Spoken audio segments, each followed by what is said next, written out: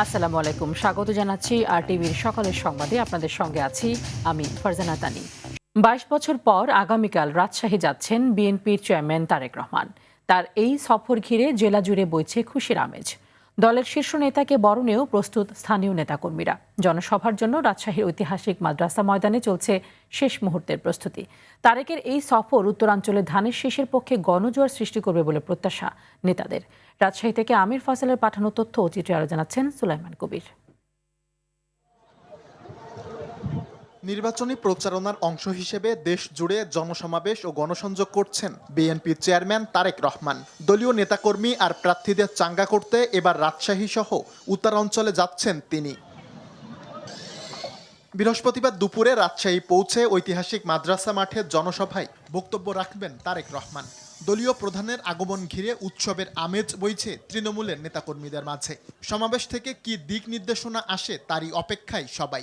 BNP নেতাকর্মী, অঙ্গ সংগঠন এবং সাধারণ জনগণ উৎসুক জনতা অধীর আগ্রহে অপেক্ষা করছে তাদের প্রিয় নেতাকে রাজশাহীতে জনস্রোতে বরণ করার জন্য। বিজয় উল্লাস করবো যে আমাদের নেতা আমাদের এই জন্মভূমিতে ফিরে আসছে। এরই মধ্যে সমাবেশস্থল পরিদর্শন করেছেন দলটির সিনিয়র নেতারা। তারেকের এ সফর রাজশাহী, নাটোর ও চাঁপাইনবাবগঞ্জের 13টি আসনে ধানের শীষের পক্ষে ব্যাপক জনমত তৈরি করবে বলে মনে করছেন নেতারা।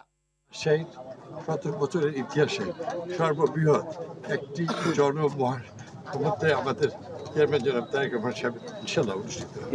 বিএনপির কাছে মানুষের প্রত্যাশা সবসময় বেঁচে ছিল, এটাকে ধারণ করে এবং ফ্যাসিজমের সময় যে সমস্ত অপকর্মগুলো হয়েছে, দুর্নীতি হয়েছে, যে খারাপ কাজ হয়েছে, সব কিছুকে আমরা মুছে ফেলতে চাই। রাজশাহী সমাবেশ শেষ করে বৃহস্পতিবার বিকেলে নওগাঁয় আরেকটি জনসভায় অংশ নেবেন বিএনপির চেয়ারম্যান তারেক রহমান।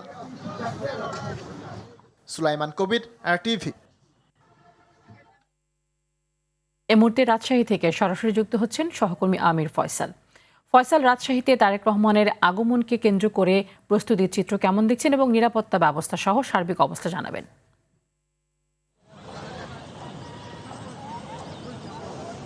জি ধন্যবাদ তানি। আপনি জানেন যে আমি এই মুহূর্তে দাঁড়িয়ে রয়েছি রাজশাহী ঐতিহাসিক মাদ্রাসা ময়দানে। আপনি ঠিক আমার পেছনটাতেই দেখতে পাচ্ছেন যে এখানে মঞ্চ প্রায় প্রস্তুতি, কাজগুলো প্রায় প্রস্তুত হয়ে গিয়েছে, মঞ্চ প্রায় প্রস্তুতের পথে। এখানে এই বিএনপির, রাজশাহী মহানগর বিএনপি এবং রাজশাহী জেলা বিএনপির যে ব্যবস্থাপনা, এই কাজগুলো চলছে তা কিন্তু প্রতিনিয়ত নেতাকর্মীরা আসছেন এবং দেখছেন, এটা তদারকি করছেন। আগামী কাল অর্থাৎ 29শে জানুয়ারি নির্বাচনী জনসভায় কিন্তু যোগ দিতে তারেক রহমান রাজশাহীতে আসছেন। এবারই প্রথমবারের মতো কিন্তু তিনি চেয়ারম্যান হিসেবে, বিএনপির চেয়ারম্যান হিসেবে রাজশাহীতে তার জনসভায় যোগ দিতে আগামীকাল এখানে বেলা 12:30টার সময় আসছেন। আপনারা জানেন যে এর আগে কিন্তু খালেদা জিয়া রাজশাহীতে 11 বার এই ঐতিহাসিক মাদ্রাসা ময়দানেই তার জনসভা অনুষ্ঠিত হয় এবং সেখানেও কিন্তু বিপুল জনস্রোত আমরা দেখতে পাই। এবার যে জনস্রোত শুধু নয়, এখানে বিএনপি নেতাকর্মীরা বলছেন যে এখানে নাকি জনসমুদ্রে পরিণত হবে রাজশাহী মহানগর জুড়েই। এবং এখানে বলা যায় যে রাজশাহী এখান থেকে মাদ্রাসা ময়দান থেকে রাজশাহী সাহেব বাজার হয়ে তারপরে ওদিকে তালাইমারি পর্যন্ত, এদিকে ভদ্রা পর্যন্ত বিস্তৃত হবে। ওইদিকে আমার ঠিক পেছন দিকে এই কাশিয়াডাঙ্গা পর্যন্ত মানুষ লোকারণ্যে এখানে একদম ভরপুর থাকবে বলে এখানে নেতাকর্মীরা জানিয়েছেন। এখানে এই জনসভাকে সফল করার জন্য কিন্তু নাটোর, নবাবগঞ্জ এবং রাজশাহী 3 জেলার নেতাকর্মীরাই কিন্তু উপস্থিত থাকবেন। শুধু তাই নয়, এখানে 3 জেলার যে 13 জন ধানের শীষ প্রতীক প্রার্থী রয়েছেন তারাও কিন্তু এখানে উপস্থিত থাকবেন এবং তাদের হাতে এখানে তুলে দেওয়া হবে ধানের শীষের প্রতীক তারেক রহমানের মাধ্যমে। এবং তারেক রহমান এখানে দিক নির্দেশনামূলক বক্তব্য রাখবেন। এই 3 জেলার যে স্থানীয় যে বিষয়গুলো রয়েছে বা সমস্যাগুলো রয়েছে সেগুলোকে চিহ্নিত করে কিন্তু উনি ওনার দিক নির্দেশনামূলক বক্তব্য রাখবেন বলে এখানকার নেতাকর্মীরা মনে করছেন। আজ বেলা 12:30টার সময় কিন্তু এই আগামীকালকের জনসভাকে ঘিরে যে সংবাদ সম্মেলন অনুষ্ঠিত হবে সেটি 12:30টার সময় অনুষ্ঠিত হবে। এখানে বিএনপি চেয়ারম্যান মিজানুর রহমান মিনুর এবং ধানের শীষ প্রতীক প্রার্থী মিজানুর রহমান মিনু তিনি কিন্তু এখানে সেই সংবাদ সম্মেলনে উপস্থিত থাকবেন বলে আমরা জেনেছি। বলা যায় যে তারেক রহমান রাজশাহীতে ঠিক 12টার সময় নামবেন, 12:30টার সময় নামবেন হলো রাজশাহী শাহমখদুম রূপস বিমানবন্দরে। সেখান থেকে রাজশাহী এই ঐতিহাসিক মাদ্রাসা ময়দানে এসে উপস্থিত হবেন তিনি, এবং এখানে বক্তব্য শেষে তিনি নওগাঁর উদ্দেশ্যে রওনা দেবেন এবং নওগাঁয় উনি 4:30টার সময় তার বক্তব্য শেষ করে উনি রওনা দিবেন বগুড়ার উদ্দেশ্যে, এবং বগুড়ায় বাদেশা তার জনসভা রয়েছে এবং আগামীকালও তিনি বগুড়াতেই তার জনসভা। ধন্যবাদ আপনাকে। এদিকে মঙ্গলবার রাতে রাজধানীর উত্তরার আজমপুর ঈদগাঁও মাঠে আয়োজিত নির্বাচনী জনসভায় বিএনপি চেয়ারম্যান তারেক রহমান বলেছেন, গত 16-17 বছরে দেশের জনগণের গণতান্ত্রিক অধিকার কেড়ে নেওয়া হয়েছিল। তবে 2024 সালের 5 আগস্ট ছাত্র জনতার আন্দোলনের মাধ্যমে সেই অধিকার পুনরুদ্ধারের পথ তৈরি হয়েছে। এবার সেই পরিবর্তনের ধারাকে ধরে রেখে গণতন্ত্র রক্ষার দায়িত্ব জনগণের। এলাকার ছেলেরা গুম খুনের শিকার হয়েছে, সেই পরিবারের এলাকার ছেলেরা গুম খুনের শিকার হয়েছে, সেই পরিবারের সদস্যরা এখানে আছেন। কিন্তু এই মানুষগুলোর কেন আজকে স্বজন হারা? এই মানুষগুলোর স্বজন হারা এর সাক্ষী আপনারা আছেন। আপনার এই এলাকার এখানে উপস্থিত প্রত্যেকটি মানুষ সাক্ষী যে কেন তারা জানেন। আপনারা বিগত 16-17 বছর ধরে বাংলাদেশের মানুষের রাজনৈতিক অধিকার, কথা বলার অধিকার, তাদের স্বাধীনতা, সব রকমের অধিকারকে কেড়ে নেওয়া হয়েছিল এবং সেই অধিকারের পক্ষে কথা বলতে গিয়েই এই মানুষগুলো তাদের স্বজনদেরকে হারিয়েছে। প্রিয় ভাই বোনেরা, 2024 সালের ঘটেছিল এই উত্তরার মানুষ সেটিকে সফল করেছিল অনেকাংশে। এই যে 5ই আগস্টের ছাত্র জনতার আন্দোলন, এখানে এই উত্তরার অধিবাসীদের বিশাল একটি অবদান রয়েছে। ইনশাআল্লাহ সেই অবদানের কথা আগামী দিনের ইতিহাসে সোনার অক্ষরে লেখা থাকবে। প্রিয় ভাই বোনেরা, 5ই আগস্ট দেশে একটি পরিবর্তন এসেছে। বহু ত্যাগ, বহু রক্তের বিনিময়, বহু জানের বিনিময়, কোরবানির বিনিময় এই পরিবর্তন এসেছে। কাজে আমাদেরকে এই পরিবর্তনের ধারাকে আমাদের ধরে রাখতে হবে। এই পরিবর্তনের ধারা আসন্ন জাতীয় সংসদ নির্বাচনকে সামনে রেখে রাজধানীর বিভিন্ন আসনে চলছে প্রচারণা। সকাল থেকেই প্রার্থীরা নিজ নিজ আসনের পাড়া মহল্লায় ভোটারদের দোরগোড়ায় গিয়ে দিচ্ছেন নানা প্রতিশ্রুতি। জানাচ্ছেন দীর্ঘদিনের অপ্রাপ্তি দূর করে স্বচ্ছতা বজায় রেখে এলাকার মানুষের কল্যাণে কাজ করবেন। এদিকে প্রতিদ্বন্দ্বী প্রার্থীদের নির্বাচনী আচরণবিধি নিয়ে রয়েছে অভিযোগ, পাল্টা অভিযোগও। তবে সব চ্যালেঞ্জ মোকাবেলা করে একটি সুষ্ঠু নির্বাচনের প্রত্যাশা সবার।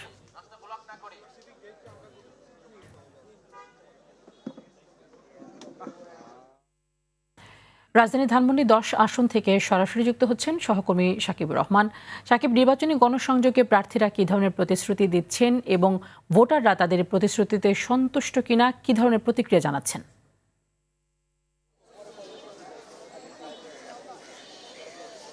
তানি আসলে প্রতিটি ভোটারের কাছে যাওয়ার চেষ্টা করছেন যারা প্রার্থী রয়েছেন। তারা তাদের যে সকল প্রতিশ্রুতি রয়েছে, যে সকলের কাজ তারা করতে চান, সেগুলোই মূলত ভোটারদের কাছে তুলে ধরছেন এবং ভোটারদের থেকে একটু করে জানার চেষ্টা করছেন যে আসলে তার যে আসনে আসলে কি ধরনের সমস্যা রয়েছে, সেই সমস্যাগুলো জানার চেষ্টা করছেন এবং প্রতিশ্রুতি দিচ্ছেন অন্তত একটি করে কাজ হলেও যেন তিনি শুরুতেই শুরু করতে পারেন।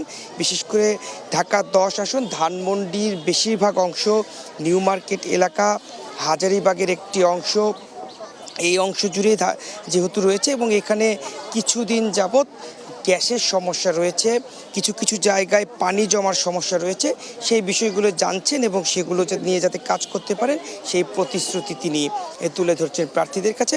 প্রার্থীরাও যেমন প্রতিশ্রুতি দিচ্ছেন, তেমনি যারা ভোটার রয়েছেন তারাও প্রত্যাশা করছেন যেন অন্তত একটি কাজ হলেও তিনি করে দেন। প্রতিশ্রুতি যেগুলো দিচ্ছে সেগুলো যাতে অন্তত রক্ষা হয় এবং ভোটারদেরকে তারা 12 তারিখে কেন্দ্রে গিয়ে ভোট দেওয়ার জন্য আহ্বান জানাচ্ছেন। আমরা একটু প্রার্থীর সঙ্গে একটু কথা বলতে চাই যে আসলে আপনি একটু বলবেন যে নির্বাচিত হতে পারলে কোন কাজটা সবার আগে করতে চান? আসলে আমাদের সমাজদেহে তো সমস্যার অন্ত নেই। আমি এই এলাকা শুধু নয়, অ্যাজ এ ন্যাশনাল পার্সপেক্টিভ মনে করি মানুষের নিরাপত্তাটা হচ্ছে বড় কনসার্ন। মানুষ নিরাপদে বসবাস করতে চায়, নিরাপদে চাকরি করতে চায়, ব্যবসা করতে চায়, সন্তান সন্ততি লালন করতে চায়। নিরাপত্তা ইম্পর্ট্যান্ট। আমরা আমাদের পিতামাতা হিসাবে সন্তানদেরকে স্কুল কলেজে পাঠিয়ে নিরাপদ বোধ করি না।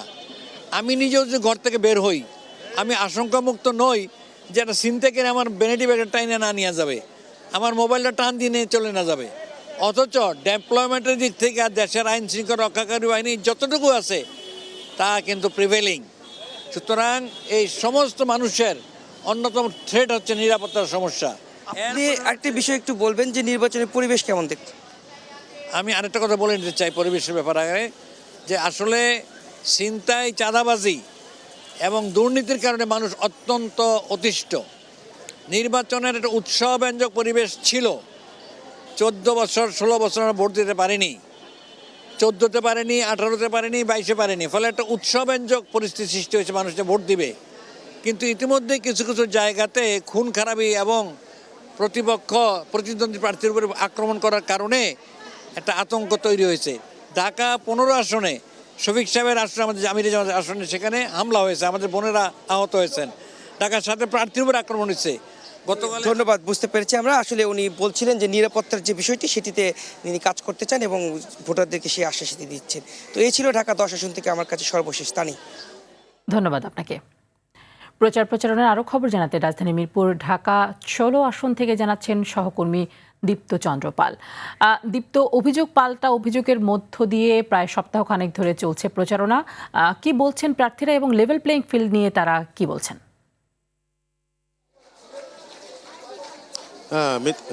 তানি, আমি এখন রয়েছি ঢাকার যে 16 আসনের টপ ব্লকে।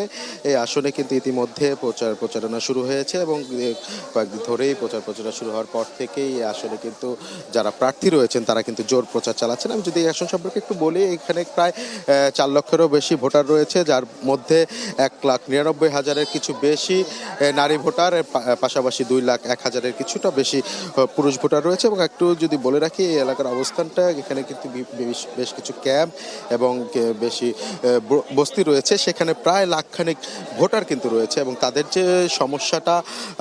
যে সমস্যা, যে সামাজিক নিরাপত্তা, সামাজিক সুরক্ষা সহ গ্যাস, পানি, বাসস্থান নিয়ে যে সমস্যা, সেই সমস্যা সমাধানে যেই প্রার্থী কাজ করবে, যে নেতা কাজ করবে, তাকেই কিন্তু তারা বেছে নেবে, এমনটাই বলছেন এখানকার ভোটাররা। এবং আমরা প্রার্থীদের সঙ্গে কথা বলেছি, তারা যেটি জানিয়েছে যে এই সব সমস্যা মাথায় রেখেই তারা কাজ করছেন এবং যারা এই অবস্থানে রয়েছেন তারা কিন্তু তাদের এই প্রতিশ্রুতি দিচ্ছেন। এবং আমরা বিভিন্ন প্রার্থীদের সঙ্গে কথা বলেছি, এখানে বিএনপির মনোনীত প্রার্থী আমিনুল হক রয়েছেন এবং এছাড়াও জামাতের যিনি প্রার্থী আব্দুল বাতেন রয়েছেন, তারা কিন্তু এই সব প্রতিশ্রুতি দিচ্ছেন। এবং তাদের সঙ্গে কথা বলেছি, তারা বলছেন নির্বাচনী যে পরিবেশ সুস্থ থাকে, তারা জয়ের ব্যাপারে আশাবাদী। তবে একজন প্রার্থী কিন্তু আরেকজন প্রার্থীর বিপক্ষে আসলে আচরণবিধি লঙ্ঘনের যে অভিযোগ, সেটি কিন্তু বরাবরই করছে। এবং আমরা ভোটারদের সঙ্গে কথা বলেছি, তারা বলছে তারা কিন্তু যোগ্য প্রার্থীকেই বেছে নেবেন। এবং আমরা বিভিন্ন প্রার্থীদের সঙ্গে কথা বলেছি, তারা তাদের যে প্রতিশ্রুতি, যে ফুলঝুরি, সেটি শোনাচ্ছেন এবং বলছেন যে নির্বাচিত হলে যে এই এলাকার নিরাপত্তা, সামাজিক যে সুরক্ষা, সেটি নিয়ে কিন্তু কাজ করবেন। এবং আমি এখন যেখানে রয়েছি, এখানে কিন্তু কিছুক্ষণের মধ্যেই যে বিএনপির মনোনীত প্রার্থী আমিনুল হক তিনি উপস্থিত হবেন এবং এখান থেকে তিনি তার আজকের দিনে গণসংযোগ শুরু করবেন এবং দিনভর তার গণসংযোগের পরে বিকালের পর থেকে কিন্তু আবার তিনি গণসংযোগ শুরু করবেন। তো তানি, এই ছিল আমার কাছে ঢাকা 16 থেকে সবশেষ তথ্য। তানি।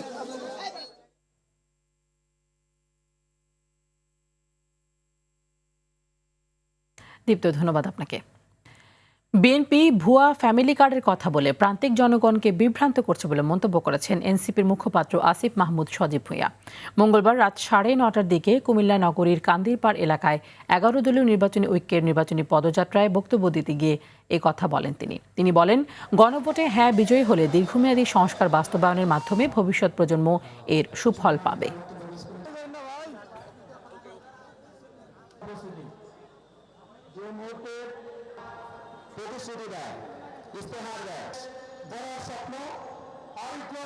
আমরা দেখছি বিএনপি বিভিন্ন জায়গায় ভাতার কথা বলে, ভুয়া ফ্যামিলি কার্ডের মাধ্যমে ভাতা দেওয়ার কথা বলে বাংলাদেশের প্রান্তিক মানুষকে ভুলভাবে বিভ্রান্ত করার চেষ্টা করছে।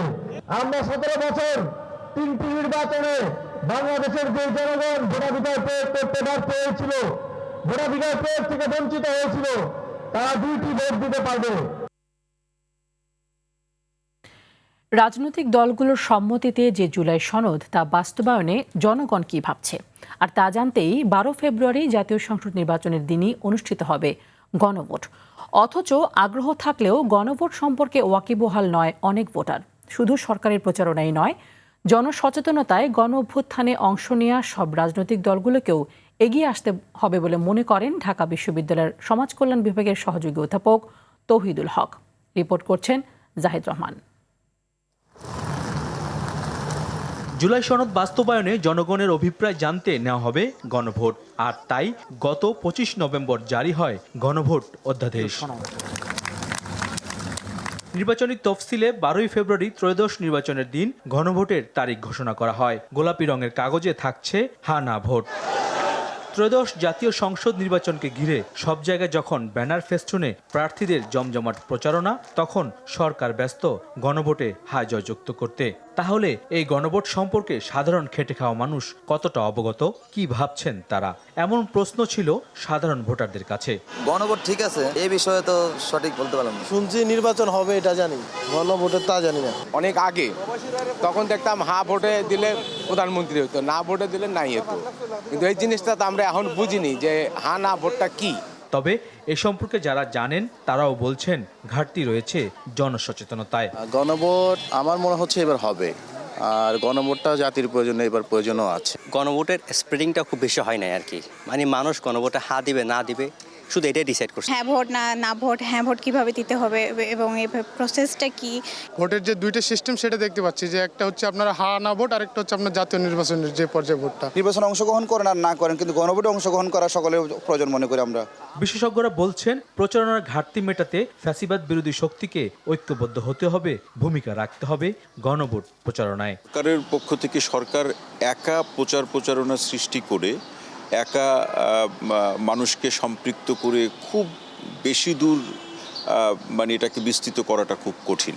রাজনৈতিক দলগুলোর যে সমাবেশ, তাদের যে বক্তব্য বিবৃতিতে গণভোটে তাদের নির্বাচনী প্রচারণার একটি অংশ হিসাবে গণভোটের পক্ষে তাদের যে বক্তব্য, সেই উপযুক্ত বা যথাযথ পরিস্থিতি আমরা দেখছি না। ফ্যাসিবাদ মুক্ত আগামীর বাংলাদেশ বিনির্মাণে সংস্কার কতটা জরুরি এবং কিভাবে হবে তা জনগণের কাছে পরিষ্কারে আরও বেশি উদ্যোগী হওয়া প্রয়োজন বলে মনে করেন বিশ্লেষকরা। জাহিদ রহমান, RTV, ঢাকা।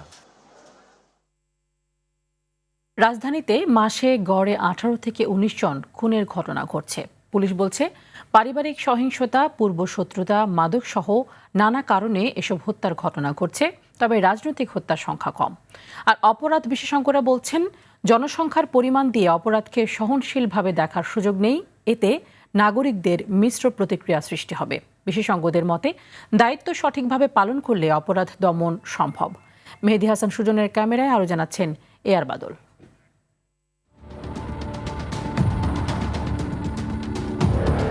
7 জানুয়ারি রাজধানীর কাউরান বাজার এলাকায় স্বেচ্ছাসেবক নেতাকে গুলি করে হত্যা করা হয়। 12 ডিসেম্বর শহীদ ওসমান হাদিকে গুলি করা হলে চিকিৎসাধীন অবস্থায় মারা যান তিনি। আলোচিত হত্যাকাণ্ডগুলো বড়ভাবে সামনে এলেও অনেক হত্যাকাণ্ডই সেভাবে মিডিয়ায় আসে না। তবে ডিএমপির তথ্য অনুযায়ী প্রতি মাসে ঢাকাতে নানা ঘটনায় হত্যার শিকার হন প্রায় 20 জন। রাজধানীর জনসংখ্যা, আর্থসামাজিক প্রেক্ষাপট সবকিছু চিন্তা মাথায় নিলে যে খুন সংক্রান্ত অপরাধ যেগুলো দেখি, এটা গড়ে 18-19টার মতো আমরা গত 1 বছরে দেখতে পাই। পুলিশের নতুন করে প্রয়োজনের তুলনায় সংস্কার করতে না পারায় অপরাধীরা বেপরোয়া হচ্ছে বলে মনে করেন অপরাধ বিশেষজ্ঞ। অনেক এলাকার অপরাধ পরিস্থিতি আছে, যে পরিস্থিতি আইনশৃঙ্খলা বাহিনীর যারা দায়িত্বে আছেন তারা এটা নিয়ন্ত্রণও করতে পারছেন না, অনেক ক্ষেত্রে অনেকে বুঝে উঠতেও পারছেন না। কারণ অপরাধীরা মনে করছে যে অপরাধ করলে পার পাওয়া যায়, অপরাধ করলে ধরাছোঁয়ার বাইরে থাকা যায়, অনেক ক্ষেত্রে অপরাধ করলে ব্যবস্থা হলেও সেটা কোনো কোনো ক্ষেত্রে বিলম্বিত ব্যবস্থা, আবার অপরাধ করলে নানা ধরনের দোষারোপের রাজনীতির প্রসঙ্গ তৈরি হয়, তখন অপরাধের তদন্ত বা ব্যবস্থা গ্রহণের প্রসঙ্গগুলো ভিন্ন খাতে প্রভাবিত হয়। এই প্রসঙ্গগুলোর কারণেই অপরাধ প্রবণতা বাড়ছে। জনসংখ্যার অনুপাতে অপরাধের এই মাত্রা উদ্বেগজনক না হলেও আইন শৃঙ্খলা রক্ষাকারী বাহিনী তৎপর বলে জানায় পুলিশ। এটা যদি গত এক দশকের অপরাধ সূচকগুলো চিন্তা করেন, এটা কিন্তু সংখ্যাটা খুব বেশি তা বলবো না। তো সব মিলে যে ঘটনাগুলো ঘটছে খুন সংক্রান্ত অপরাধ 18 থেকে 19টা গড়ে, এটা খুব উদ্বেগজনক কিছু না, যদিও একটা ঘটনাও প্রত্যাশিত না। আমাদের প্রথাগত পুলিশিং রয়েছে, প্রতিরোধমূলক কর্মকাণ্ডের মাধ্যমে অপরাধগুলো দমনের চেষ্টা করি। তারপরে যে ঘটনাগুলো ঘটছে সেগুলো যেন দ্রুততম সময়ের ভিতরে আমরা অপরাধের আইনের আওতা নিয়ে আসতে পারি, সে লক্ষ্যে আমরা কাজ করছি। অপরাধ বিশেষজ্ঞ মনে করেন, অপরাধ করলে অনেক সময় দোষারোপের রাজনীতির প্রসঙ্গ তৈরি হয়। পুলিশ সমন্বিতভাবে চেষ্টা করলে অপরাধ নির্মূল সম্ভব। জনসংখ্যা দিয়ে অপরাধকে জায়েজ করার কোনো সুযোগ নেই। এটা স্পষ্ট যে যথাযথ ব্যবস্থা মাঠ পর্যায়ের পুলিশের সাথে নীতি নির্ধারণী পর্যায়ের পুলিশের এখনো যথেষ্ট দূরত্ব আছে। এই দূরত্বগুলো দূর করে সমন্বিতভাবে যদি তারা জোরালো ব্যবস্থা গ্রহণ করতে পারেন, তখনই অপরাধ বাস্তবতাকে নিয়ন্ত্রণ করা যাবে। অপরাধ দমনে আইন শৃঙ্খলা রক্ষাকারী বাহিনীর ভূমিকার পাশাপাশি জনসাধারণকেও সচেতন হওয়া প্রয়োজন বলে মনে করেন এই বিশেষজ্ঞ। আর বাদল, RTV, ঢাকা। রমজান সামনে রেখে চট্টগ্রামের খাতুনগঞ্জের 6টি বড় আমদানিকারক সহ একটি সিন্ডিকেটের বিরুদ্ধে খাদ্য মজুদের অভিযোগ উঠেছে। এতে পণ্য সংকটে বাড়তে শুরু করেছে দাম। ব্যবসায়ীরা বলছেন, প্রায় 10 লাখ টনের পণ্য লাইটার জাহাজে আটকে রেখে ভাসমান গুদাম তৈরি করেছে ওই সিন্ডিকেট। চট্টগ্রাম থেকে সাইফুল মাহমুদের পাঠানো তথ্য ও চিত্রে আরও জানাচ্ছেন আবরার মাহি। চট্টগ্রামে ভাসমান গুদাম হয়ে সাগরে ভাসছে 720টি লাইটার জাহাজ। গভীর সমুদ্র থেকে নামানো গম, ভুট্টা, ছোলা, ডাল, সয়াবিন ও চিনি ঘাটে খালাস না করিয়ে জাহাজেই মজুত করে রেখেছে একটি সিন্ডিকেট। এতে একদিকে দেখা দিয়েছে লাইটার জাহাজে তীব্র সংকট, অন্যদিকে আসন্ন তৈরি হয়েছে রমজানে পণ্যের ঘাটতি ও দাম বাড়ার আশঙ্কা। তখন যিনি আমদানি করবে ওনার ওই মানে কস্টিং বাড়বে, কস্টিংয়ে এটা আবার এটা আমাদের সাধারণ জনগণের উপর গিয়ে পড়বে। 10 লাখ টন পণ্য যে সাগরে ভাসছে, দাম বাড়ার প্রভাব। মালের দাম একটু বাড়ার জন্য এরা চায় মালের দাম কম লোকসানদার বলে সেজন্য বাসন রাখছে, এটা কিন্তু অনেক প্রভাব পড়বে। সংশ্লিষ্টরা বলছেন, কৃত্রিম সংকট তৈরি করে চাহিদার সময় দাম বাড়ানো সহজ হয়। মানে সরকার যদি কঠোর হস্তে দমন না করে, তাহলে জিনিসের দাম তো অবশ্যই বাড়বে। পর্যাপ্ত পরিমাণ যদি মাল যদি আপনার ডেলিভারি না হয়, সেটাতে সংকট তৈরি হবে। আর সংকট তৈরি হওয়া মানেই তো আপনার বাজারে এক ধরনের অস্থিরতা তৈরি হওয়া। এদিকে জাহাজগুলোকে 5 দিনের মধ্যে পণ্য খালাসের নির্দেশ দিয়েছে নৌ পরিবহন অধিদপ্তর। মালামাল নিয়ে কেউ আইডল বসে আছে কিনা, লোড করার পরে ধরেন তাৎক্ষণিকভাবে যদি গন্তব্যে সে না যায়, তাহলে এই সময়টা তো কিল হয়ে যাচ্ছে। 4-5 দিন যাবৎ আউটারে বসে আছে, যাচ্ছে না। তো আমাদের এই অভিযানের ফলে এই প্রবণতাটা অনেক কমেছে। রমজান এলেই নানান কৌশলে চলে পণ্যের দাম বাড়ানোর প্রতিযোগিতা। এতে ভোগান্তিতে পড়েন ভোক্তারা। তাই এ বিষয়ে এখনই সরকারকে কঠোর হওয়ার দাবি তাদের। আবরার মাহি, RTV। এ বিষয়ে আরো জানাতে চট্টগ্রাম থেকে সরাসরি যুক্ত হচ্ছেন সহকর্মী সাইফুল মাহমুদ। মাহমুদ, সিন্ডিকেটের তৈরি যে ভাসমান গুদামগুলোর কথা বলা হয়েছে, সেই গুদামগুলোতে কি কি রমজানের পণ্য রয়েছে এবং বেঁধে দেওয়ার পরেও এই পণ্য খালাসের সময়সীমা যে বেঁধে দেওয়া হয়েছে, এরপরেও তারা কেন সেই সময়সীমা মানছে না? প্রশাসন কি বলছে? যে তা নিয়ে আসলে যেমনটি বলেছেন, ঠিক আমার পেছনে কিন্তু এই মুহূর্তে দাঁড়িয়ে আছে আসলে কিন্তু শত শত লাইটার জাহাজ।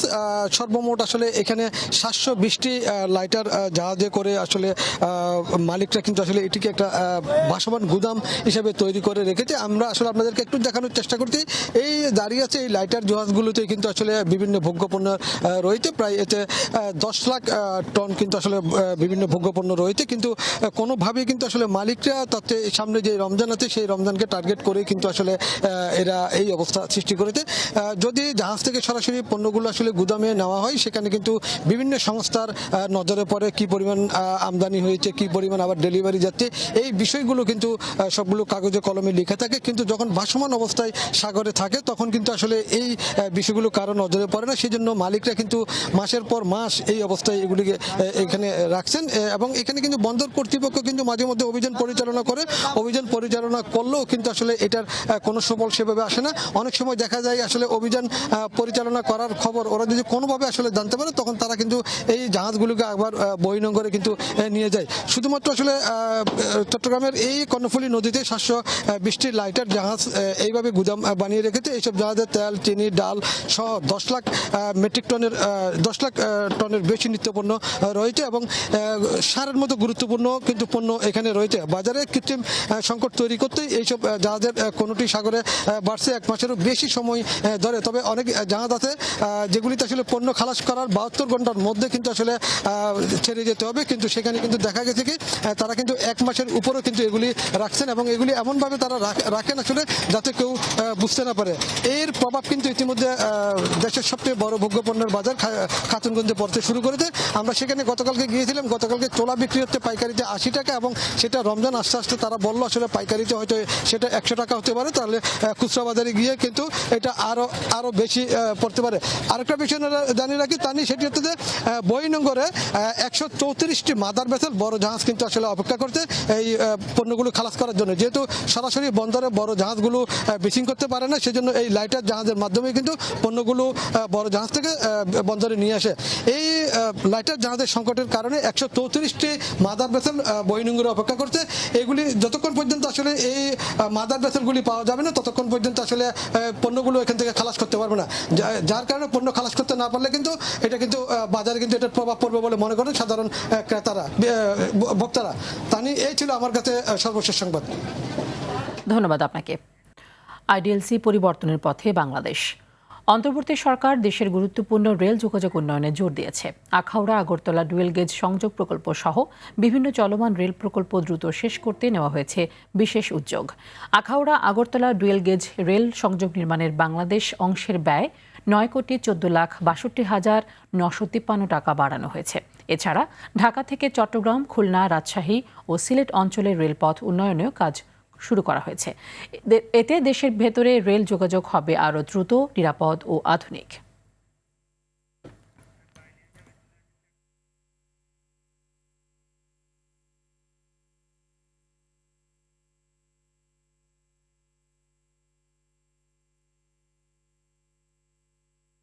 আন্তর্জাতিক প্রসঙ্গ। ইতালিতে ভয়াবহ ভূমিধসের ঘটনা ঘটেছে। এতে চরম ঝুঁকিতে পড়েছে দেশটির বৃহত্তম দ্বীপ সিসিলি। ঝড়ের পর সৃষ্ট ভূমিধসে সিসিলির নিসেমি শহরে বহু ঘরবাড়ি এখন খাদের কিনারায় ঝুলাছে। ইতালির সিভিল প্রোটেকশন বিভাগ জানায় পরিস্থিতি আরও বিপজ্জনক হয়ে উঠছে। ভূমিধসের পর এ পর্যন্ত অন্তত 1,500 মানুষকে নিরাপদ স্থানে সরিয়ে নেওয়া হয়েছে। সিভিল প্রোটেকশন প্রধান জানিয়েছেন ভূমিধসে ঝুঁকিপূর্ণ এলাকায় থাকা বাড়িগুলো বসবাসের অযোগ্য হয়ে পড়েছে। এসব এলাকার বাসিন্দাদের স্থায়ীভাবে অন্যত্র পুনর্বাসন করা হবে বলেও জানানো হয়। এদিকে ইন্দোনেশিয়ায় ভূমিধসে নিহত বেড়ে দাঁড়িয়েছে 34 জনে, এখনও নিখোঁজ 32 জন। দর্শক, জমে উঠেছে ত্রয়োদশ জাতীয় সংসদ নির্বাচন। আলোচনার ঝড় উঠছে চায়ের কাপে। সেই তর্ক বিতর্ক, আলোচনা সমালোচনা তুলে আনতেই আমাদের এবারের আয়োজন হ্যাপি কাউ প্রেজেন্টস চায়ের আড্ডায় নির্বাচন।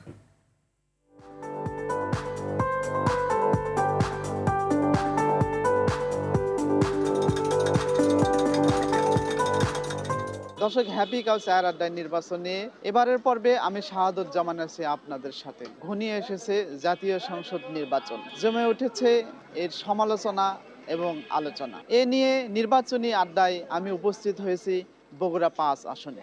এলো instant milk powder happy cow, যেমন সাশ্রয়ী তেমনি পুষ্টিগুণে ভরপুর। হ্যাপি কাউ, গরুর দুধের স্বাদ সবাই পাক।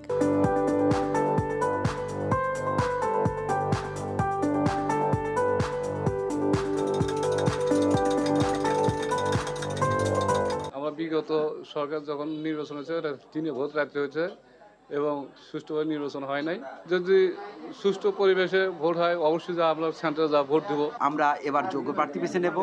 আমরা আশা করব যারা জনগণের ভোটে নির্বাচিত হয়ে ক্ষমতায় আসবেন তারা ক্ষমতাকে নিজের মনে করবেন না। যমুনা নদীর ভাঙ্গন রোধ, নদী শাসন ব্যবস্থা, পাশাপাশি ধুনট উপজেলার অন্যান্য যে নদীগুলো রয়েছে এই নদীগুলো মৃতপ্রায়। এই নদীগুলো খনন করে আমরা যদি নদীগুলোকে প্রাণ দিতে পারি তাহলে এলাকার উন্নয়নকে আমরা আগায় নিতে পারবো। এই বিষয়গুলো নিয়ে যারা কাজ করবে সেই প্রার্থীকেই আমি বেছে নিতে চাই। তাদের দ্বারাই জাতি এবং দেশ শান্তি থাকবে দেশের রাস্তাঘাট, দেশের উন্নয়ন যারা করবে এমন যোগ্য প্রার্থীকেই আমরা ভোট দেব। বিগত নির্বাচনের সময় আমরা দেখছি যে ভোট হওয়ার আগেই মামলা হামলা দিয়ে বিদলকে মাঠছাড়া করা হয়েছে। এবার সে সমন্বয় পর্যন্ত তৈরি হয় নাই, ইনশাআল্লাহ হবেও না, যে ভোট কিনতে মানুষ সুষ্ঠুভাবে যাবে এবং ভোট দিতে পারবে।